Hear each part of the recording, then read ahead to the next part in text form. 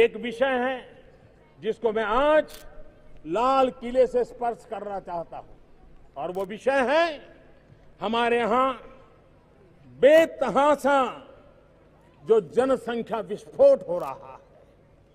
ये जनसंख्या विस्फोट हमारे लिए, हमारी आने वाली पीढ़ी के लिए अनेक नए संकट पैदा करता है। लेकिन ये बात मानना होगा कि हमारे देश में एक जागरूक वर्ग है जो इस बात को भली भांति समझता है। वे अपने घर में शिशु को जन्म देने से पहले भली भांति सोचता है कि मैं कहीं उसके साथ अन्याय तो नहीं कर दूंगा, उसको जो मानवीय आवश्यकताओं की पूर्ति है वो मैं कर पाऊंगा कि नहीं कर पाऊंगा, उसके जो सपने हैं उन सपनों पूरा करने के लिए मैं अपनी भूमिका अदा कर पाऊंगा कि नहीं कर पाऊंगा। इन सारे पैरामीटर से अपने परिवार का लेखा जोखा लेकर के हमारे देश में आज भी स्वयं प्रेरणा से एक छोटा वर्ग परिवार को सीमित करके अपने परिवार का भी भला करता है और देश का भला करने में बहुत बड़ा योगदान देता है।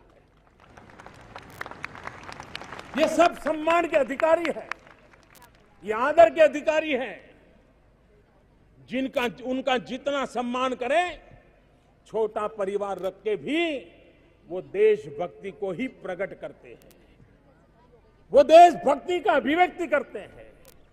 मैं चाहूंगा कि हम सभी समाज के लोग इनके जीवन को बारीकी से देखें तो उन्होंने अपने परिवार में जनसंख्या वृद्धि से अपने आप को बचा करके परिवार की कितनी सेवा की है।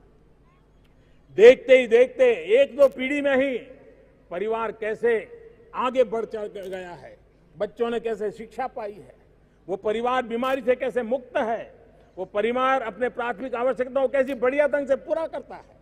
हम भी उनसे सीखें और हमारे घर में किसी भी शिशु को आने से पहले हम सोचें कि जो शिशु मेरे घर में आएगा क्या उसकी आवश्यकताओं की पूर्ति के लिए मैंने अपने आप को तैयार कर लिया है? क्या मैं उसको समाज के भरोसे ही छोड़ दूंगा?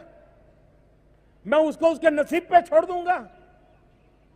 कोई मां बाप ऐसा नहीं हो सकता है कि जो अपने बच्चों को इस प्रकार की जिंदगी जीने के लिए मजबूर होने वाले फिर भी बच्चों को जन्म देता रहता हो। और इसलिए एक सामाजिक जागरूकता की आवश्यकता है। जिन लोगों ने ये बहुत बड़ी भूमिका अदा की है उनके सम्मान की आवश्यकता है और उन्हीं के प्रयासों के उदाहरण लेकर के समाज के बाकी वर्ग जो अभी भी इससे बाहर है उनको जोड़ करके जनसंख्या विस्फोट इसकी हमें चिंता करनी ही होगी।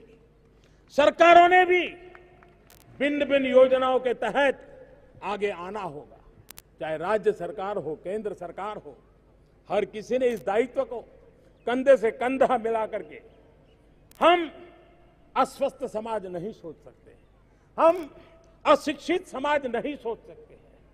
21वीं सदी का भारत चाहे सपनों को पूरा करने का सामर्थ्य व्यक्ति से शुरू होता है, परिवार से शुरू होता है। अगर आबादी शिक्षित नहीं है, तंदुरुस्त नहीं है, तो न वो घर भी सुखी होता है, न वो देश भी सुखी होता है।